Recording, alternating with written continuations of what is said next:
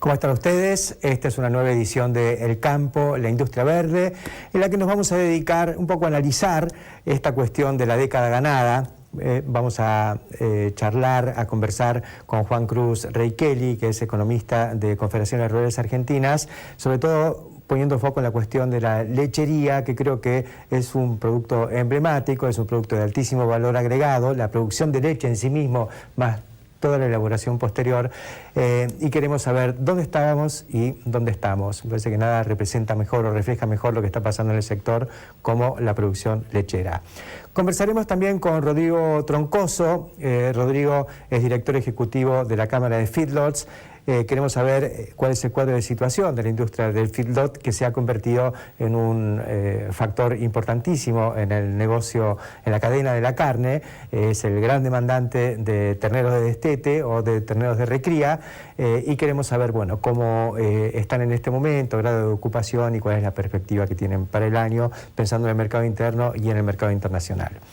Y nos vamos a meter con una especialidad de aquellas que nos gustan, una que tiene su peculiaridad, porque se trata de una nuez, un producto seco o semiseco, como la nuez de pecan, un tema que vamos a conversar con Martín Ubierna y Joaquín Toraza. Ellos pertenecen a Faro Capital, que es una organización que ha canalizado inversiones que combinan lo inmobiliario con lo productivo, con un seguro de retiro, una especie de jubilación, y al mismo tiempo el disfrute a través de chacras náuticas, no sé, una cosa muy interesante, muy rica en matices y que realmente ha generado mucho interés cada vez que hemos hablado de esto. Y como siempre estará con nosotros Jorge Castro, analizando la situación, el panorama político y económico internacional de cara a la producción agroalimentaria argentina. Estos son entonces los temas que vamos a compartir con ustedes en esta edición de El Campo, la Industria Verde. Ya volvemos.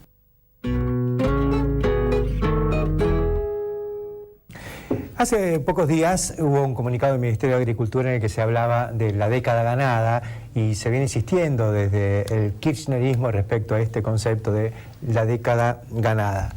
En lo que hace al sector agropecuario tenemos algunas dudas y la idea es ir despejándolas. Y vamos a arrancar con uno de los rubros que hoy está en el tapete por caída de la rentabilidad, que es el de la lechería. Estamos con un economista, Juan Cruz Reykeli, es el economista de CRA, de Confederaciones Rurales Argentinas, a quien tenemos el gusto de recibir hoy en el programa. Muchas gracias por la invitación. No va a faltar más.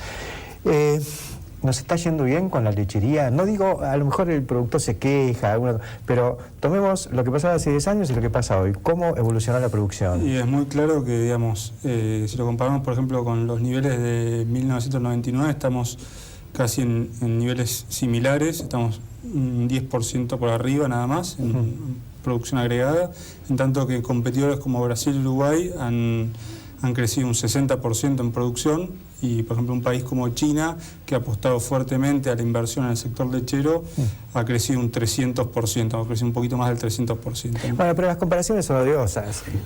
Yo digo, acá en términos estrictos, ¿cuánto producíamos en el 99 y cuánto producimos hoy? Sí, producíamos 10.300 millones de litros aproximadamente, y hoy estamos produciendo 10.600 millones de litros en el año cerrado 2012, ¿no?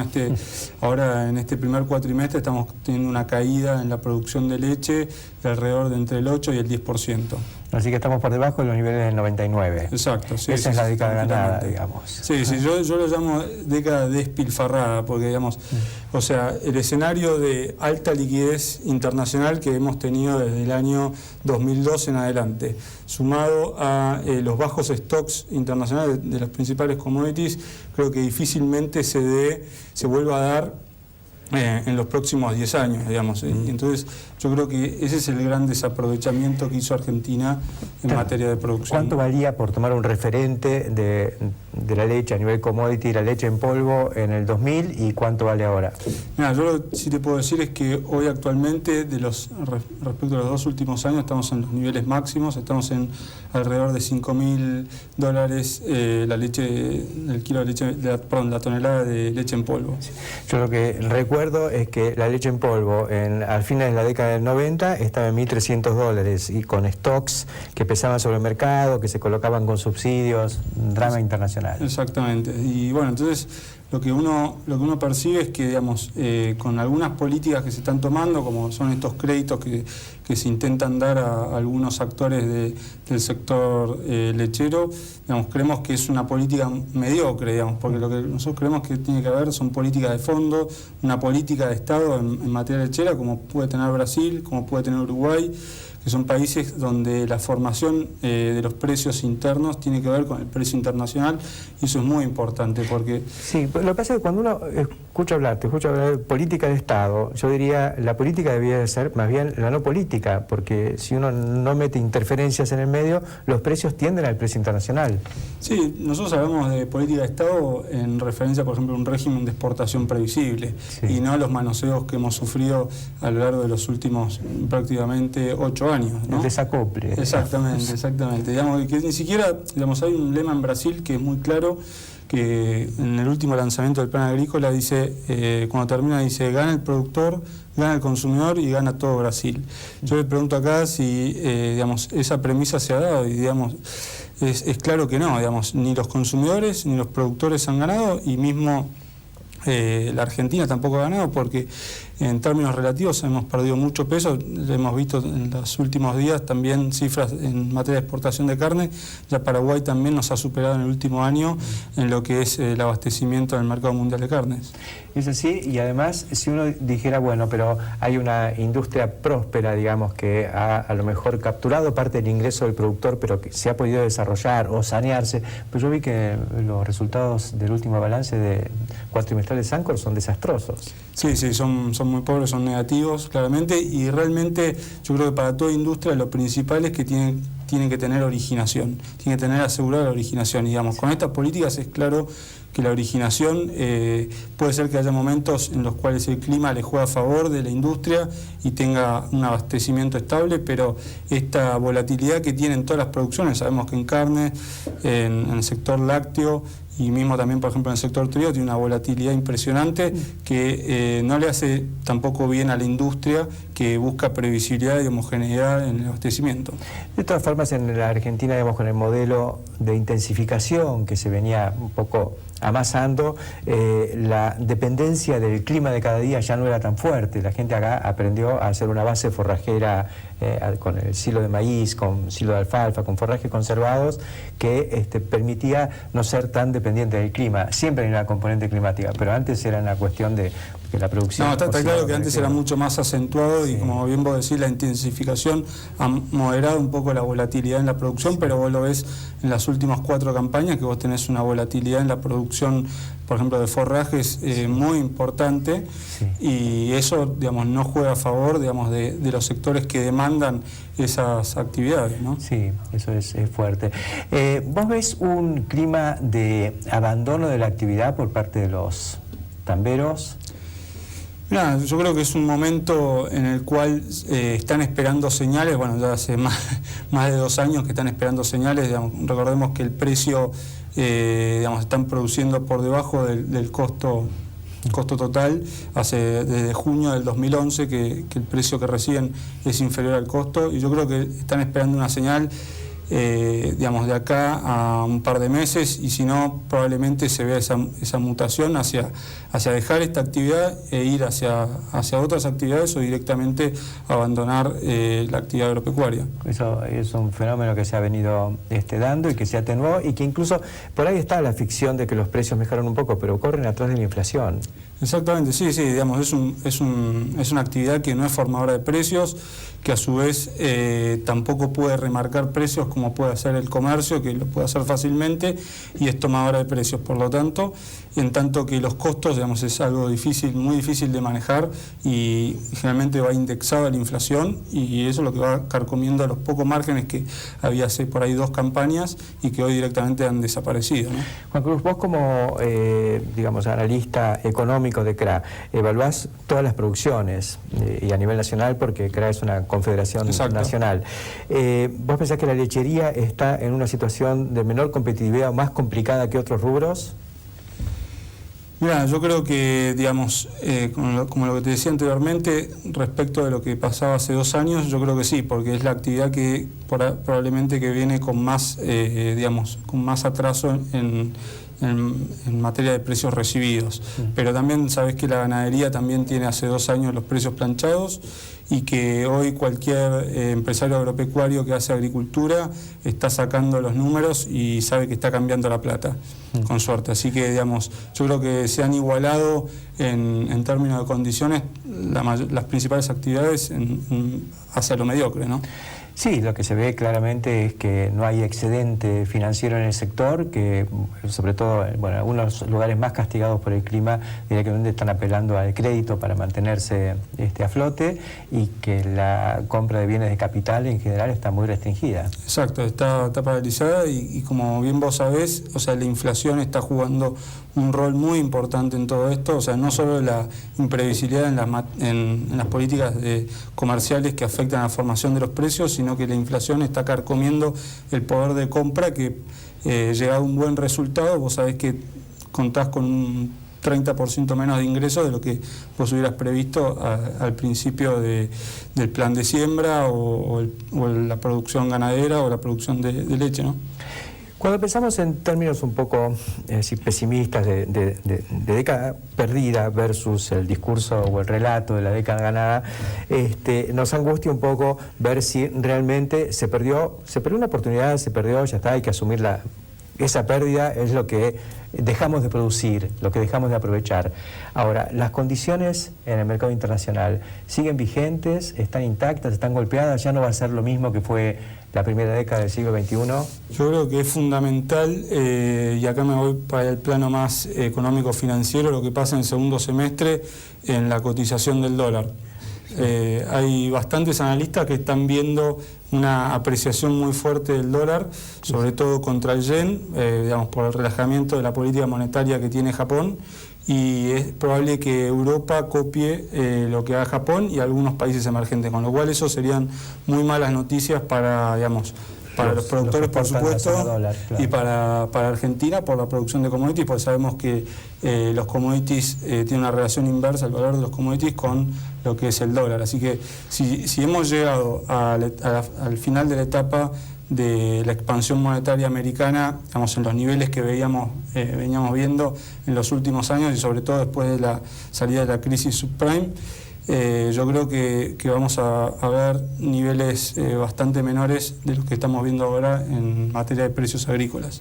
Ya en los precios agrícolas para la próxima campaña, cuando empiece la cosecha americana, estaban un 20% por debajo, ahora están un 10% por debajo porque, bueno, sí, no cayeron todo lo que se pensaba que iban a caer, pero estamos en un ambiente de menores precios. Sí, eso exactamente. Sí, sabemos que, por ejemplo, acá para la cosecha argentina 2013-2014 se están ofreciendo valores de 160 a 170 dólares para el maíz, que son valores que cualquier empresario que arrendaba para hacer maíz difícilmente puede encarar una producción con estos valores, digamos, está esperando un reacomodamiento de precios, sí. Digamos, como bien vos decías en tu editorial del sábado, la señal que se dio el año pasado con la apertura de los 15 millones de toneladas de maíz, creo que los productores también están esperando eso, un régimen de exportación más previsible que permita una mejor formación en los precios que reciben, porque de lo contrario va a ser muy difícil que digamos, que se pueda mantener o que se pueda replicar la producción de maíz que se dio este año, e inclusive hay muchos que ya están hablando de trasladarse hacia la soja, ¿no? Muchas gracias, Juan Cruz Requeli, por esta primera visita aquí a los estudios del campo de la industria verde, y nosotros enseguida continuamos.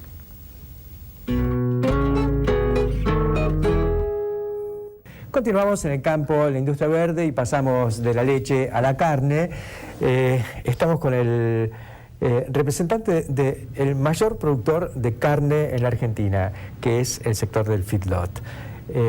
Rodrigo Troncoso es el director ejecutivo de la Cámara Argentina de Feedlots, y queremos saber dónde estamos parados, Rodrigo, hoy con esta industria. Bueno, estamos promediando mayo, con niveles de ocupación en crecimiento, acorde a la época del año, pero bueno, con productores precavidos, digamos. O sea, la realidad es que venimos de 2 años golpeados por los precios, lo comentaba Juan Cruz recién. Tenemos una volatilidad muy grande en el mismo año. Ahora que uno habla con gente de otros sectores y a veces cuesta hacerles entender o que nos crean que funcionamos con una volatilidad de precios con caídas el año pasado casi del 15-20% en el mismo año, sin inflación, digamos, nominalmente. Y caídas, además, estacionales cuando, digamos, arrancaste con un precio del ternero y terminaste con un precio del novillo 20% por debajo. Totalmente. Y los cálculos al diablo. Sí, la verdad que lo que hablábamos el otro día en los talleres, a fin de año hicimos unos talleres muy buenos con los productores en distintas zonas y para ver por qué se estaba perdiendo 300 pesos por animal, o sea, ya sabíamos por qué, pero dónde estaba Y la verdad que el año pasado todo el mundo reconoció que subestimó la caída, o sea, veía una caída, pero nadie esperaba una caída de precios del 20% en 4 o 5 meses, lo cual eso, ante una caída de esos 20%, bueno, preveías, y la realidad es que te encontraste que te calzaste mal el arranque del año cuando vos decidís entrar al negocio, cuando compras terneros. Bueno, la verdad es que lo vamos aprendiendo, no significa que lo podamos evitar.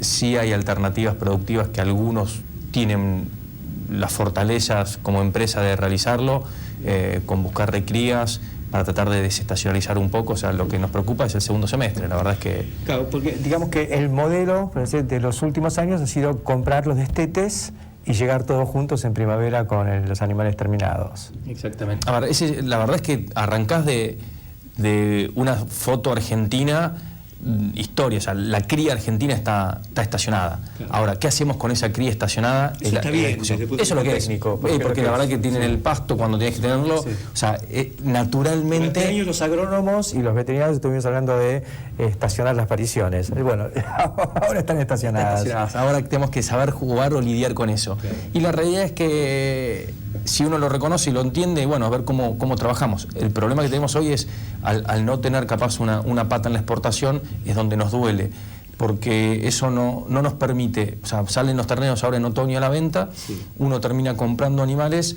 que, teniendo como mercado interno única alternativa fuerte, terminamos concentrando las ventas todas juntas en la misma época del año y para la misma categoría. Claro. Entonces nos encontramos con una sobreoferta de volumen de hacienda y de misma categoría. Sí. Entonces hay empresas que pueden desestacionalizar el engorde, sí. Pueden comprar la invernada ahora cuando hay oferta y los mejores valores para ingresar, sí. Recriando, sea en corrales o sea capaz a campo porque tiene disponibilidad. Pero necesitas una espalda financiera que no es para cualquiera. Sí, el negocio, además del campo, espalda financiera. Claro, el negocio no es solo de 4 meses, sino que es un negocio de 8 o 9 meses ahora, que tenés que aguantarlo todo el invierno, sí. Produciendo muy poco kilo, caja, para después encerrar en octubre, noviembre, y sí salir a vender con buenos precios, entre comillas, que esperás buenos precios, en el otoño siguiente el gordo. Pero bueno, eso es una foto que no para todo el mundo. Mientras no podamos tener una exportación estable, vamos a tener esta manqueada, digamos. O sea, el día que yo pueda tener 2 o 3 mercados que me traccionen el precio por el novillo, sí. Y eso va a cambiar, porque no solo me saca carne el mercado interno en el segundo semestre que sobra carne, sino que además me diversifica las categorías. Claro. La otra cuestión también es que con el sistema de hotelería, digamos, el hotelero es un tipo que compra y mete en el feedlot, ya sea un frigorífico, un matarife y demás. Y ellos entonces tienen que salir a comprar terneros, porque después es muy difícil conseguir por ahí animales recriados. Y claro, pero es todo arranca del mismo tema. O sea, si yo tengo una exportación que me tracciona por el animal pesado, o sea, vos te encontrás hoy que el mercado del pesado no existe, o sea, nadie te paga por un novillo pesado. Entonces, si vos, sea frigorífico, sea quien sea, si tenés que salir a producir un animal pesado que financieramente requiere otra capacidad, y además vos tendrías que comprar un ternero recriado para hacer un nuevo pesado. Claro. Pero como el pesado no lo compra nadie o no hay mercado, el productor, el liviano o el ternero, lo transforma en ternero, un novillito liviano. ¿Por qué? Porque los más eficientes desde el punto de vista de conversión y por lo que tiene mercado. Se acabó el negocio, 4 meses, me doy vuelta y arranco de vuelta. Para poder tener una recría que se justifique, tiene que haber alguien que pague esa recría. El frigorífico de exportación o cualquier productor que diga, bueno, voy a apostar a hacer el novillo, pero voy a hacer el novillo cuando yo tenga una idea de mercado a dónde exportarlo. O sea, es el único, ahora, a exportarlo. Si en la Argentina comiésemos novillos, no estaríamos discutiendo esto. La Argentina come animales livianos, culturalmente, de a poco se va cambiando, pero todavía hay una fuerza que empuja el precio a lo que es el liviano, con lo cual el pesado, lo único que tracción que tiene en la Argentina es la exportación. Sí. Cuando tengas eso es todo virtuoso, porque hace que muchos terneros de los de azafra ahora salen a recriar en el invierno, se encierran después y salen a la venta el año que viene como pesados, y ya es otro juego, porque saqué categorías de liviano, saqué volumen de carne de acá y diversifica el riesgo. Es que hay una cosa interesante, ¿no? No sé si has visto un trabajo que acaba de salir, en realidad es casi una gacetilla de prensa del INTA de Balcarce. El INTA de Balcarce siempre tuvo una visión muy pastoril de la ganadería argentina. Sin embargo, hay un técnico que dice, el mercado definitivamente se volcó al animal de feedlot, porque quiere una carne de buen brillo, más de un color colorado subido, pero no oscuro, ¿no es cierto? Y grasa blanca. En cambio, por ahí el animal de pasto, por ahí por estrés la carne se oscurece, la grasa es un poquito de otro color y no tiene el sabor que está pidiendo y el aspecto que está pidiendo la demanda. Me parece que después de todo lo que ha batallado y todos los años para esto, que desde el INTA de Balcarce se esté diciendo esto. Yo recuerdo cuando fui presidente del INTA me llegó un libro que decía, esto de feedlot es una moda pasajera, escrito ahí mismo. Cuidado, porque me parece que esta moda no es tan pasajera, llegó para quedarse. No, la verdad es que sí. Nosotros hoy justo estamos en la facultad dando una clase, o sea, todos los años tenemos la suerte que nos invitan y poder compartir con chicos que están con unas ansias de entender o ver cosas distintas, y charlábamos de esto. O sea, ninguna actividad puede crecer en forma sostenida si no beneficia a toda la cadena, o si no trae beneficios a toda la cadena. Lo que es el encierre a corral no va si beneficia solo al invernador porque le da 2 o 3 alternativas, muere ahí y no crece.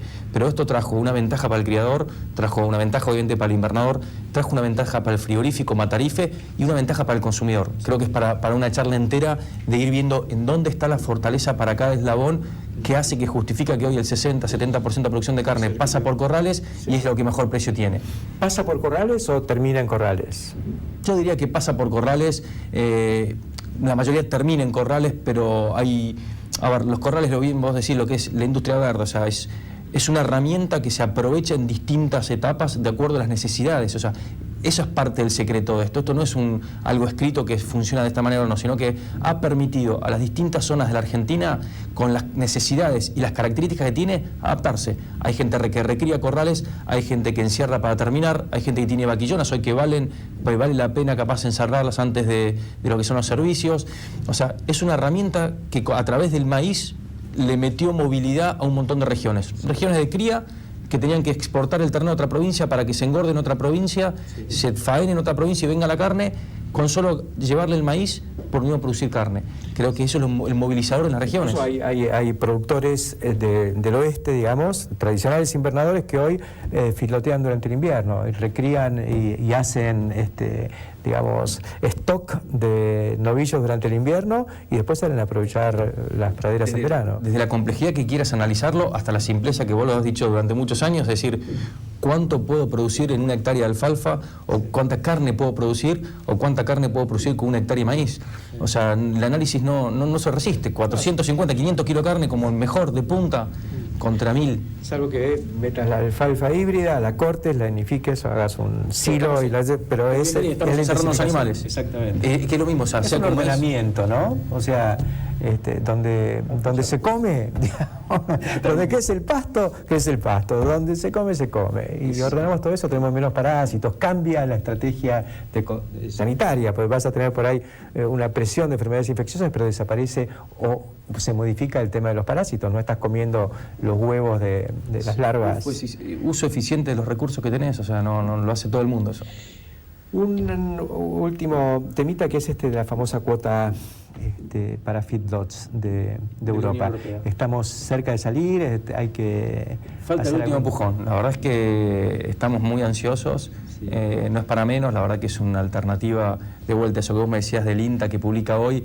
Todos los años nos llenamos la boca que Europa se llevaba la mejor carne, que por qué hay que comprar de feedlots si Europa pide la Hilton, que es la mejor, y la gente no entendía que la Hilton o no Hilton es un tema arancelario, no es un tema de calidad, era carne argentina. Bueno, si yo me subo a ese discurso, te tendría que decir, ¿qué pasó? Ahora el europeo paga 20% más la carne de feedlot, porque esta entra sin aranceles contra un 20% que paga la Hilton. Y no es eso, tampoco nos vamos a subir esa porque sabemos que no es así técnicamente. Es un tema arancelario que nos conviene. Es que le conviene a Europa y nos conviene a nosotros. Y bienvenido, o sea, la Argentina tiene infinitas posibilidades de producción de carne, siempre lo decimos, somos el supermercado, tendríamos que ser el supermercado de las carnes, querés carne orgánica, la tenés en el norte argentino sin contacto con el ser humano, sí. O podría hacerte el guayú de 600 días y yo tengo el mercado que me lo pague, porque tengo las instalaciones, tener la genética, y tenemos el maíz y el know-how. Es una cuestión de mercados y Argentina se tiene que posicionar en cada mercado, qué es lo que querés, yo te lo hago, porque puedo hacerlo si hay precio. Ahora esta cuota está ahí, la verdad que técnicamente ya está todo presentado, nos falta el último empujón de político de la Argentina que presione a Europa para que lo libere, porque la carpeta está en el Comité Veterinario de la Unión Europea a la espera de que lo pongan arriba del escritorio y digan listo, Argentina está para competir con Uruguay, Estados Unidos, Canadá, Australia y Nueva Zelanda a producir, que ya están produciendo hace un año y medio. Muchísimas gracias, Rodrigo Troncoso, por estos comentarios, por situarnos en el panorama actual de la industria del feedlot, y nosotros enseguida continuamos aquí en el campo de la industria verde.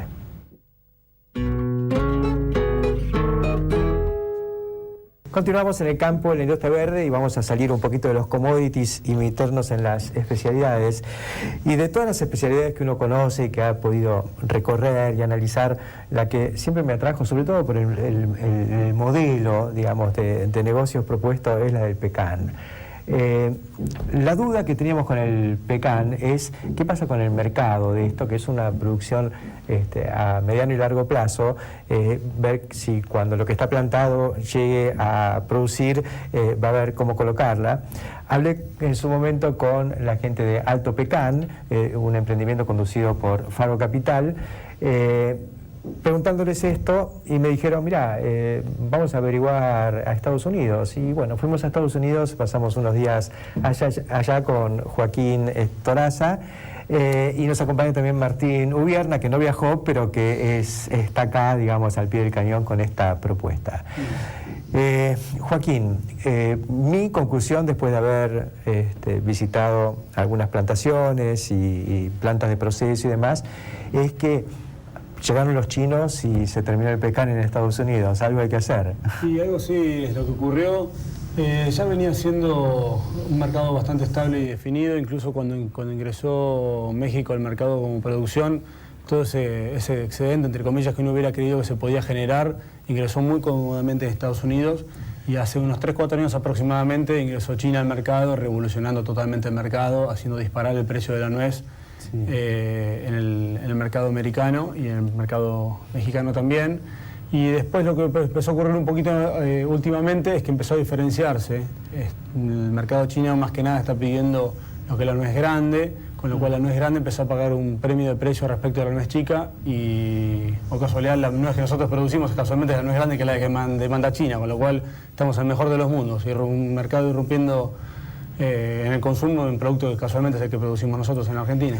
Claro, nosotros allá tuvimos la oportunidad de estar con la gente de Young Pecan, que es una empresa del grupo King Ranch, ¿no es cierto? Un monstruo que se han metido en esto, y yo lo que sentí es que ellos nos decían, muchachos, sáquennos a los chinos de encima, llévenselo para Argentina, ¿no?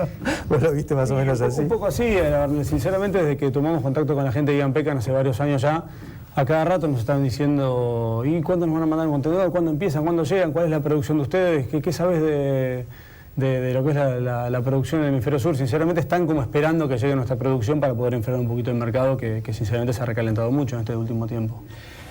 Martín Ubierna, ¿va a haber producción en Argentina? Esto que nos dice la gente de Young Pecan, ¿cuándo van a tener? ¿Cuándo vamos a tener? Vamos a tener, como lo definiste al principio, es un proyecto de largo plazo, pero bueno, esta es la oportunidad que vimos cuando con Joaquín y el resto de los socios decidimos ingresar en este negocio. Por suerte estas perspectivas se están cumpliendo y en exceso, y es una muy buena noticia para todos los productores que China esté y se quede en este mercado. A partir de ahí empezamos a plantar hace más de 5 años. Hoy ya este año vamos a superar las 1.200 hectáreas plantadas que estamos manejando desde Faro. Viene con un ritmo de 200 hectáreas por año. Entre 200 y 300 hectáreas por año, es un ritmo que pudimos sostener a través de armar grupos para Para inversores, algunos grandes inversores, otros juntar inversores pequeños, y con esta última oferta de Alto Pecan agregándole, que es una combinación muy atractiva, el componente inmobiliario. ¿Cómo es ese modelito de negocio? Básicamente la posibilidad de que alguien que está buscando una fracción de campo para poder disfrutar pueda comprarse una chacra de 5 o más hectáreas, que además combine el campo con el delta, porque esto está en el sur de Entre Ríos, en Villa Paranacito, y las chacras de 5 hectáreas tienen 100 metros de costa propia sobre arroyos navegables, y que Faro, con el resto del grupo desarrollador, Diatza con Martín Anguiano y Forestal Río Uruguay con Roberto Jacobsen, le ofrezcamos una solución integral de que en una parte de esa chacra, que decide el propietario de cuánto es, pero tiene que ser por lo menos la mitad, realmente son módulos exactos de 3 o 4 hectáreas, desarrollemos una plantación, donde nos ocupamos de todo, porque otros modelos de estas chacras productivas a veces te dan la producción o digamos, o no es hasta el final del proceso. Acá es integral, desde todas las obras necesarias de preparación y riego hasta la selección de variedades, de plantas, la plantación, los cuidados, y a futuro la cosecha, la exportación y la cobranza, digamos. Con lo cual esa sensación de que también lo interesante de la propuesta, y llevó bastante trabajo la estructuración legal, es que vos tenés el título de propiedad sobre tu chacra, y en una parte que se des el uso se conforma un fideicomiso de administración conjunto, como una cooperativa entre los fondos de chacras de todos los propietarios.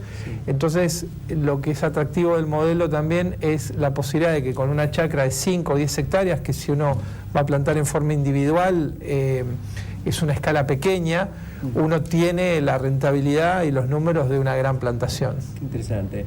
¿Y hay ya en estos desarrollos construcción, hay gente que se ha hecho casas, está funcionando? Sí, estamos avanzando, porque Alto Pecan está dentro de un mega desarrollo inmobiliario que es Alto Delta, donde las primeras etapas de Alto Delta ya hay más de 35 casas construidas. En Alto Pecan la primera serie de plantación fue el año pasado, ya hay 3 o 4 proyectos de casas, así que esperamos que en breve, pero ya tenés toda la primera etapa plantada, y este invierno plantamos la segunda etapa. Es decir, vos te compras una chacra, tenés el frente, estás sobre el río. 1 o 2 hectáreas te dejás con tu costa, tu muelle, tanto tu hay un casa. Bosquecito que va creciendo ahí va atrás. creciendo. Así que además tenés vista, donde antes había un pajonal o Exactamente, como lo llamamos, y desde la capacidad de marketing que podemos tener siendo ingenieros, el eslogan que se nos ocurre es una inversión para disfrutar. Se disfruta comiendo el pecan, ¿no? Se disfruta mucho. Hemos comido bastante el pecan. Visitamos en cada estación le dábamos. Vimos que desde ahí, digamos, entra la nuez. Estábamos, por supuesto, en un momento que no había cosecha, pero tienen enormes cámaras frigoríficas donde tiene la nuez a baja temperatura para todo el año. Prácticamente no hay oferta en el hemisferio sur. Claro, y procesan todo el año, tanto ahí en El Paso, digamos, como del otro lado en México, en Ciudad Juárez, ¿no? Notable. Yo diría que lo otro que me llamó la atención, ese es el medio del desierto, ¿no? Y en ese desierto hay oasis de pecan, no sé, algún pedacito de alfalfa. Pero la producción principal de toda esa zona es... son todos nogaleros. Todos nogaleros, y ha sido incorporado recientemente, porque en realidad es originario de la zona del sudeste, una zona más parecida a lo que es nuestro delta enterriano. La zona de Mississippi. Exactamente, esa es la zona originaria, ha sido exportado, entre comillas, a la zona más árida y desértica. Vos que estás más en el tema de producción y demás, ¿contamos en la Argentina con variedades acordes con lo que existe hoy en Estados Unidos? Sí, tenemos las variedades, casualmente las variedades que utilizamos nosotros no son las variedades que estuvimos viendo en el viaje, que esas son de clima desértico. Sí. Las variedades que utilizamos nosotros son más bien las que utilizan en el sudeste, en Georgia, que es el estado principal actualmente del sudeste. Se han traído todas las distintas yemas de la distinta genética, pero puntualmente las que utilizamos nosotros son las adecuadas a los climas húmedos y lluviosos. Las dos cosas que más me interesaron y que me atraen del pecan, que algún día plantaré también cuando tenga dónde, es que primero es menos perecedero que otras alternativas así intensivas, ¿no? No se depende tanto por ahí de llegar con una ventanita, corriendo y... Nosotros decimos que es operacionalmente muy robusto, digamos, o de bajo riesgo operacional. O sea, la cosecha es mecanizable, si la nuez se cae del piso, en realidad no es grave porque uno en realidad la tira al piso para juntarla. Sí. No está con plazos tan estrechos como en productos frescos, en el cual si uno no llega exactamente un día de la semana siguiente, por decir alguno, sí. Contrariamente uno tiene mucho más plazo para poder movilizar la logística de todo. No hay que exportarla en avión urgente, es algo que aguanta un container. Totalmente, bueno, de hecho ellos lo enfrían durante un año entero, con lo cual... Por supuesto. Eso es... Bueno, son todas ventajas que cuando uno suma lo que son los distintos riesgos que uno puede tener en las cadenas agroalimentarias y de comercialización en Argentina, son factores a tener en cuenta, ¿no? Sí. Porque hay otros proyectos que a veces, si todo funciona muy bien, son atractivos, pero ante una falla las pérdidas pueden ser grandes. Esto es como que te da todas estas características que detallaba Joaquín, un margen de maniobra muy interesante. Y el futuro no pareciera ser una industria demasiado compleja en materia ya del proceso en sí mismo, ¿no? Sino que es un proceso de separación de los componentes, clasificación, zarandeo y alguna cocinadita cuando hace falta. Como potencial de crecimiento, y en la industria verde podrías tener gran variedad de posibilidades de integración, ¿no? Vertical. Sí. Que sería lo interesante. Pero mientras tanto que vengan los chinos y se lleven la nuez grande. Que totalmente, ya es un negocio muy Los estamos llamando. Muchísimas gracias. Y enseguida continuamos aquí, ahora en el bloque con Jorge Castro.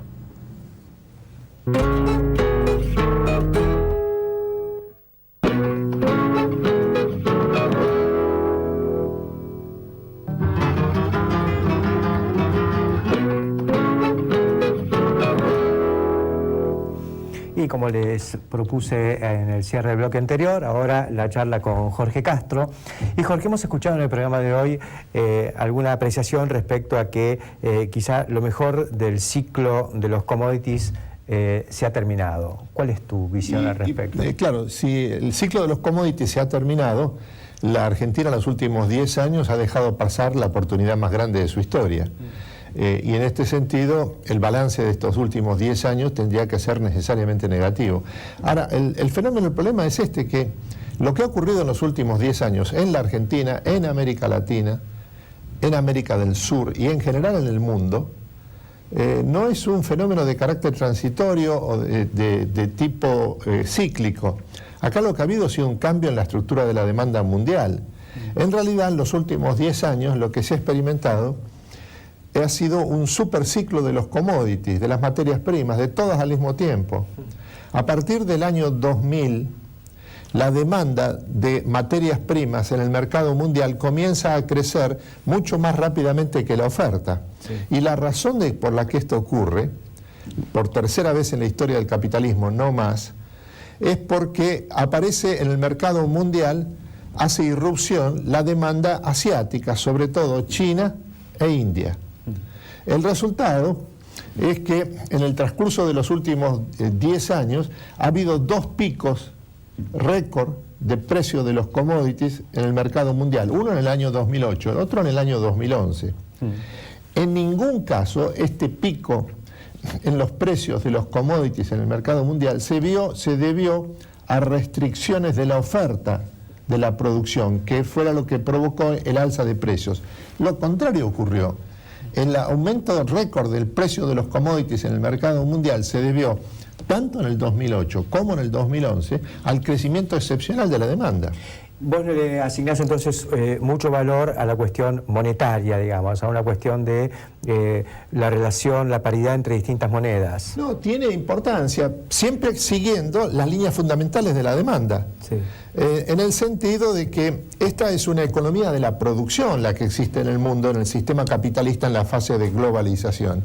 Y por lo tanto, el factor monetario sigue las líneas fundamentales del proceso de acumulación en materia de producción y sobre todo de producción de agroalimentos. En este sentido, lo que hay que advertir es que el debilitamiento del crecimiento económico en China y por lo tanto de la demanda mundial de materias primas no se refleja en lo que sucede con la producción de agroalimentos. porque la disminución del crecimiento de la economía china implica una reducción de la demanda de los metales y en general de los productos minerales, no de los agroalimentos. Sí, de eso no se vuelve. Al contrario, como el debilitamiento del crecimiento de la economía china es el resultado de un nuevo mecanismo de acumulación que está en marcha en la República Popular. Este nuevo mecanismo de acumulación se basa en el crecimiento de la demanda interna por encima del crecimiento que hubo en los últimos 30 años de las exportaciones y de la tasa de inversión. Hay que tomar en cuenta que atrás de este hecho, de que sea el consumo doméstico el que esté arrastrando el crecimiento de China, lo que hay son, en los últimos 5 años, hay un aumento del 20% anual en los salarios reales de los trabajadores chinos, por un lado. Segundo, hay una situación de pleno empleo urbano. En tercer lugar, se ha alcanzado el punto de inflexión en lo que se refiere al crecimiento de la oferta laboral, porque la población china tiende a estabilizarse en lo que se refiere a su crecimiento y a partir del 2015 tiende a decrecer. En estas condiciones lo que hay que prever es que en la segunda década del siglo XXI va a ser mejor para la importación de agroalimentos en China y por lo tanto para los grandes países exportadores de agroalimentos. Uno de los 3 principales es la Argentina. Es muy probable que sea mejor esta segunda década del siglo XXI que lo que fue la primera. O sea que padecimos la década perdida, pero tenemos chance de revancha. Lo peor sería que lo que impidió que la Argentina expresara su potencial y aprovechara este ciclo siga restringido, sigamos teniendo un poco el pie encima de estas posibilidades. Bueno, pero lo que ha impedido que la Argentina alcanzara la plenitud de sus posibilidades en su condición de gran productor mundial de alimentos es la característica del sistema político que la Argentina tiene desde el 2013 en adelante. Es el único sistema de poder de América del Sur que está enfrentado al sector que tiene las ventajas comparativas y competitivas del país. Esto es lo que ha ocurrido en los últimos 10 años. Es el obstáculo. El obstáculo para que la Argentina alcance la plenitud de sus posibilidades en este nuevo contexto mundial, que es el más favorable que el país ha enfrentado en toda su historia, está exclusivamente centrado en su poder político. Lo que significa que modificando el sistema de poder político vigente en los últimos 10 años, la Argentina está en condiciones de alcanzar casi de inmediato la plenitud de sus posibilidades. No sé si quedó suficientemente claro. Muchas gracias, Jorge, por esta intervención de hoy aquí en el Campo de la Industria Verde, y nosotros enseguida continuamos con el cierre de nuestro programa.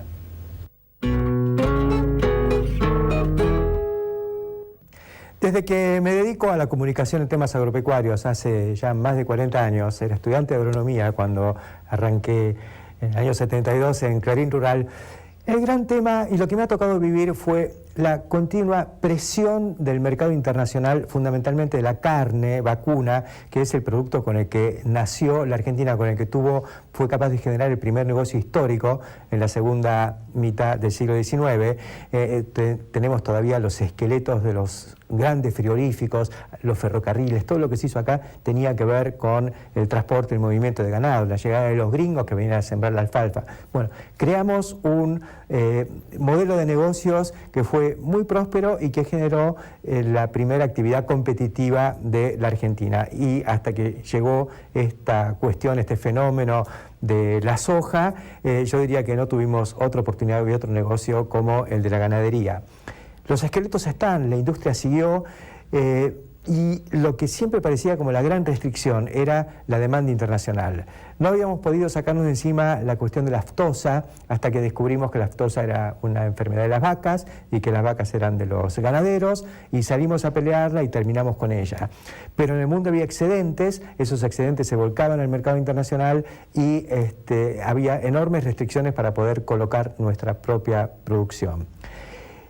El mundo finalmente empezó a achicar sus stocks. Primero por cuestiones sanitarias, la vaca loca en Inglaterra, también la aftosa, se aplicó rifle sanitario, se achicaron los stocks, creció la demanda y de pronto nos encontramos con un panorama nuevo. Ahora, cuando llegue ese panorama nuevo, nosotros empezamos a aplicar nuestro propio rifle sanitario. Los ingleses en su momento mataron entre 500.000 y 800.000 cabezas, los belgas, en Europa hubo medidas para achicar el stock, aprovecharon la volada de la cuestión sanitaria, de la cuestión de la vaca loca, para limpiar stock y de esa manera que les pese menos incluso en el costo de estructura, en el costo que tiene para la política agrícola común sostener esa producción. Se achicaron y cuando esos se achican y nos generan la producción, nosotros decidimos implementar políticas de saneamiento objetivamente, porque hemos eliminado no 1 millón de cabezas, 12 millones de cabezas por mala praxis. Entonces nos encontramos con el panorama de que Brasil se convirtió de pronto en el mayor exportador mundial de carne vacuna, además de todas las otras carnes, proteínas animales, en pollos, es líder en cerdos, entonces nosotros no lo somos. Y en carne vacuna, la noticia de estos días es que ya estamos por debajo de Paraguay. Paraguay, recuerdan, siempre lo consideramos como el peligro para nosotros porque es el país que tiene aftosa y o que ha tenido problemas de aftosa. Y con esos problemas y todo, Paraguay está pudiendo exportar por arriba nuestro. Mala praxis nuevamente. Creo que ese momento de dar un poco una vuelta, un giro copernicano en toda esta cuestión y empezar a pensar a la ganadería como un producto de altísimo valor agregado, un producto que requiere nuestra población, un recurso que tiene una extraordinaria demanda interna. Nosotros los argentinos no sabemos vivir sin carnes y eso no debiera ser una debilidad de la cadena sino una fortaleza, pero arbitrando en función de uno de los factores o uno de los segmentos de la demanda que es el mercado interno, castigando a la exportación, ha demostrado ser una pésima política. Hoy tenemos a los mejores y más importantes frigoríficos, aquellos que vienen de nuestra tradición exportadora, galdeando, digamos, en situación extremadamente crítica, perdiendo dinero y complicando su futuro. Incluso las inversiones más importantes que han llegado al sector desde Brasil o desde otras compañías de otros lugares del mundo están muy comprometidas al día de hoy, se están achicando, se están yendo, o los frigoríficos están trabajando a media máquina esperando que un día cambie el ciclo. Necesitamos más vacas, necesitamos más vientres, necesitamos expandir al sector, tenemos todos los elementos, tenemos los forrajes, tenemos el conocimiento, tenemos los instrumentos para poder hacerlo, las fábricas de maquinaria agrícola que se han largado muy fuerte a la producción de maquinaria forrajera y lo que nos falta es la decisión política, ese obstáculo que recién nos planteaba Jorge Castro que debe ser removido para que este negocio histórico vuelva a serlo, porque las condiciones en el mercado siguen vigentes. Hasta la semana que viene.